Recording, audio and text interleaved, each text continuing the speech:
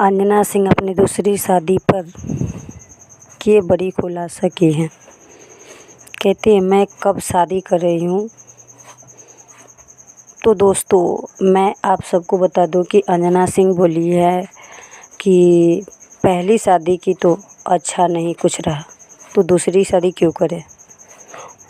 परंतु लोगों से उन्होंने पूछा है कि डिवोर्स के बाद जितने धूमधाम से लड़का की शादी होता है उतना ही धूमधाम से लड़की के क्यों नहीं। डिवोर्स के बाद लड़की की शादी करना आसान क्यों नहीं होता है। इस पर जनता की क्या प्रतिक्रिया आएगी कमेंट्स बॉक्स में देने के लिए वो बोले हैं। और जो अच्छा लगता है वो बोलते हैं कि मैं अपनी बेटी के साथ बहुत ही खुश हूँ, क्योंकि पता नहीं कि दूसरी शादी करके भी यही समस्या खड़ी होगी। उससे बेहतर है कि मैं अपने बच्चों के साथ जीऊँ। और अच्छा लगे तो comment, like, subscribe and share ज़रूर करें। ओके, धन्यवाद।